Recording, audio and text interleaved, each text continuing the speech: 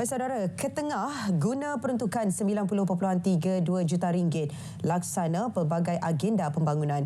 Perinciannya langsung bersama Muhammad Rasidi Muhammad Isa. Silakan Sidi. Terima kasih. Pembangunan di wilayah Lembaga Kemajuan Terengganu Tengah Ketengah dijangka lebih rancak menerusi peruntukan 90.32 juta ringgit yang diterimanya tahun ini. Ia merangkumi perbelanjaan pembangunan berjumlah 56.82 juta ringgit. Pengurus besarnya Datuk Tengku Ahmad Nazri Tengku Musa berkata peruntukan tersebut akan digunakan secara efektif bagi memaju dan memberi perkhidmatan terbaik kepada warga Ketengah di 3 wilayah. 10 program baharu bakal diperkenal tahun ini dan 23 program lagi merupakan kesinambungan daripada perancangan terdahulu. Segi pelaksanaan program-program ini kita dah membahagikan kepada 5 teras ataupun 5 fokus pembangunan yang utamalah, yang mana kita akan tumpukan kepada program-program yang bersifat ekonomi dan juga keusahawanan, pembangunan masyarakat, pembangunan prasarana, alam sekitar dan juga sistem penyampaian. Yang mana teras yang kita telah tetapkan ini tidak lari ataupun masih selari dengan dasar pembangunan luar bandar dan juga dasar di bawah teras rancangan Malaysia ke-12. Terdahulu beliau menyantuni 600 anak-anak yatim dalam wilayah Ketengah untuk membeli kelengkapan hari raya. Mengulas lanjut, beliau berkata RM180,000 diperuntuk tahun ini bagi program tanggungjawab sosial korporat agensi itu.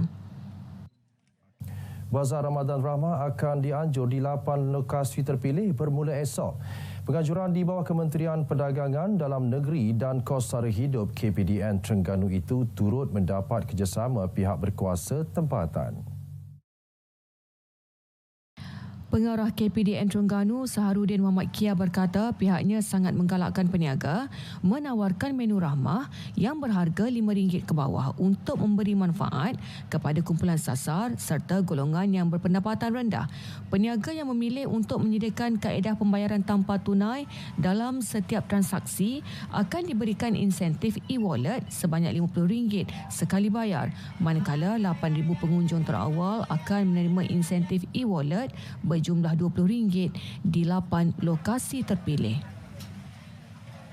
Memang kita mengharapkan supaya peniaga-peniaga di Bazar Ramadan Rahmah ni on board. On board maksudnya dia akan berdaftar di bawah program inisiatif ini dan dia akan sediakan QR code. Jadi kita mengharapkan supaya pengunjung yang pergi di setiap Bazar Ramadan Rahmah ni apabila mendapat insentif tunai tadi RM20 tadi, mereka boleh berbelanja terus di lokasi Bazar Ramadan Rahmah tu. Usaha merancakkan pembangunan ekonomi penduduk terus dilaksana. Terbaru, Pertubuhan Komuniti di Pelawa memohon peruntukan di bawah program Sejahtera Komuniti Madani Sejati Madani. RM1 bilion diperuntuk di bawah program berkenaan dengan pemberian geran berjumlah RM50 hingga RM100,000 kepada sesebuah komuniti.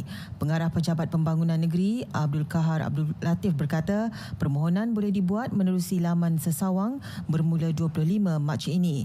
5 sektor diberi tumpuan: pertanian dan makanan, jahitan dan kraftangan, herba dan kesihatan, pelancongan serta kitar semula. Jadi ianya bertujuan untuk merancakkan pembangunan ekonomi penduduk-penduduk setempat dan kita harap melalui pelaksanaan pelbagai program seperti contohnya program pertanian, tanam apa-apa, contohnya tembikai, lada dan sebagainya. Dan yang penting ianya memberi faedah kepada komuniti dan juga apa-apa jua program di kampung seperti produk-produk sekiranya ada sektor perancangan. Mungkin kampung itu terletak di kawasan yang agak cantik, tepi sungai dan sebagainya. Mungkin kita boleh usahakan juga untuk sektor perancangan, pembinaan fasiliti perancangan dan sebagainya yang insya-Allah boleh membantu komuniti untuk mendapat hasil dan sebagainya. Mengulas lanjut, beliau berkata inisiatif tersebut terbuka kepada Jawatankuasa Pembangunan dan Keselamatan Kampung, komuniti orang asli dan persatuan penduduk. Tanpa memikirkan keuntungan semata-mata, seorang peniaga dan pemborong ikan menjual hasil laut pada harga murah bagi membantu meringankan beban golongan yang memerlukan. Pelbagai jenis ikan dan hasil laut dijual pada harga serendah RM3 sekilogram. Menurut pemilik kedai Syed Ahmad Aizuddin, ikan jenis tenggiri, siakap dan merah paling mendapat permintaan tinggi semasa bulan Ramadan. Bulan puasa ni memang ikan, orang kata ikan antara menu utama lah. Selain ayam daging tu, ikan ni alhamdulillah ikan dan lagi-lagi ikan besar. Memang bulan puasa ni permintaan tinggi lah kalau ikan besar tu. Macam merah, tenggiri ke siakap, memang permintaan tinggi.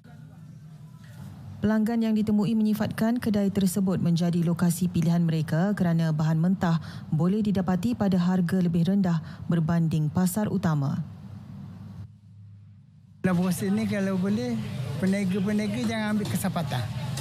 Dengan keadaan orang nak buat makan ke apa ke, tak payah. Kita ambil keadaan semasa. Tinggi rendahnya adat dia dah. Sekali dia beli habis banyak juga. Maknanya boleh gaji sekali, suami boleh gaji tu habis sekali tu. Dengan anak kecil-kecil lagi juga. Sangat-sangat terkesan jugalah. Kalau apatah lagi kalau dia orang ni yang kerja makan pagi, kasih pagi makan pagi, memang betul-betul terasalah untuk rakyat-rakyat yang marhain ni. Jadi kita minta kalau boleh adalah pihak-pihak yang bertanggungjawab supaya dapat mengawal harga supaya tidak melambung tinggi. Bukan sahaja pelanggan dapat berjimat cermat membeli bahan mentah tersebut, malah inisiatif itu juga sebagai sedekah kepada golongan kurang berkemampuan. Sekian paparan berita dari Terengganu, kembali kepada rakan setugas di Angkasa Puri Kota Media. Dari sungai hingga ke segara, Palestin pasti merdeka. Baik, terima kasih Sidi langsung dari Terengganu. Baik saudara, syarikat pengeluar produk kesihatan berasaskan sarang burung walit Nescue menyasarkan peningkatan hasil jualan sehingga RM6 juta menjelang akhir tahun ini. Pengasasnya Zamri Abu berkata, sasaran tersebut mampu dicapai berdasarkan prestasi semasa jualan melibatkan 12 buah syarikat cawangan itu di seluruh negara. Jelas beliau, beberapa usaha dan pendekatan diambil bagi membantu mengukuhkan jenama Nescue di pasaran. Ini termasuk menjalin kerjasama strategik bersama banyak pihak. Dalam keadaan susunan terakhir. Alhamdulillah dari tahun ke tahun ataupun dari bulan ke bulan meningkat dari segi jualan. Pertama macam tahun lepas kita dari segi jualan kita 50,000, tapi bila kita mengikuti jelajah Ramadan ataupun kita mengikuti RTM jelajah ke seluruh tanah air, kita nampak perubahan tu dari hari ke hari meningkat. Penerimaan masyarakat dari segi tempatan pada tahun ini amat-amat merasakan apabila kita join jelajah ataupun kita join RTM, kita nampak perkembangan penerimaan masyarakat dari hari ke hari, kian hari kian bertambah. Jelajah Ramadan ketiga kita akan terus ke utara tanah air, iaitu Kedah di Petronas Sungai Petani. So warga-warga Kedah dan utara nantikan kemunculan kami di tempat anda. Beliau ditemui RTM pada jelajah Ramadan RTM 2024 peringkat negeri Kelantan di stesen minyak Petron Kandis Bacok. Mengulas lanjut, Zamri memaklumkan hasil jualan produk keluaran syarikat meningkat lebih 50%, mencecah hampir RM500,000 sebulan berbanding sebelum ini. 4 pekerja spa kecantikan berdepan detik cemas apabila terperangkap dalam kebakaran di sebuah bangunan rumah kedai 3 tingkat di Bandar Indra Mahkota Kuantan awal pagi tadi. Bagaimanapun, kesemua wanita yang berusia 30 hingga 46 tahun itu terselamat selepas berlindung di bumbung bangunan tersebut. Penolong pengarah operasi JBPM Pahang, Ismail Abdul Ghani berkata, pihak bomba menerima panggilan kecemasan berhubung kejadian pada pukul 4.02 pagi. Seramai 19 anggota termasuk pegawai dari Balai Bomba dan Penyelamat Indra Mahkota dan Taman Tas bersama 4 jentera digerakkan ke lokasi kejadian. 2 daripada mangsa dihantar ke hospital untuk mendapatkan rawatan kerana mengalami sesak nafas. Kebakaran berjaya dipadamkan dalam tempoh 40 minit. Anggaran kemusnahan adalah 40% pada tingkat bawah bangunan kedai tersebut. Pengusaha dan peserta kontrak ladang tembikai di Terengganu dijangka mampu menjana pendapatan keseluruhan melebihi RM1 juta. Ia berikutan permintaan yang tinggi terhadap buah tembikai pada bulan Ramadan. Jelas Pengarah Fama Terengganu, Muhammad Fadli Hassan, 3 ladang utama penanaman tembikai di negeri itu dijangka mengeluarkan hasil hampir 800 tan metrik sepanjang bulan Ramadan. Justru Fama menandatangani perjanjian jual beli dengan 19 pengusaha tembikai melibatkan keluarga ladang 45 hektar bagi melancarkan lagi urusan pemasaran.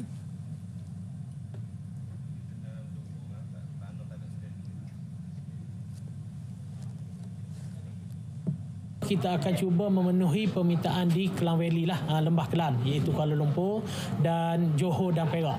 Ini adalah tempat utama pemasaran lah, sebab permintaan kat sana terlalu tinggi. Sebab sekarang ni tembikar ni di Pantai Barat belum keluar lagi, dia tumpu kepada Pantai Timur, dan buah Pantai Timur ni lah akan pergi ke Pantai Barat untuk membantu kekurangan di sana.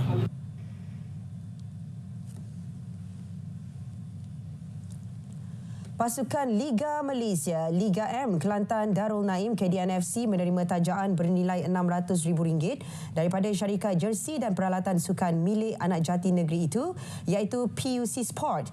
Presidennya Rozi Muhammad berkata penajaan itu melibatkan jersey dan peralatan untuk latihan pasukan itu sepanjang musim ini. Dalam satu kenyataan, beliau berkata perjanjian dan suntikan dana itu akan menaikkan semangat pasukan. Menurutnya, barisan pemain akan menampilkan aksi terbaik apabila menjalani latihan dan beraksi menentang pasukan lawan nanti. Beliau berkata penajaan ini menunjukkan sokongan tidak berbelah bahagi kepada perjuangan kelab bagi menaikkan nama negeri dalam arena bola sepak negara.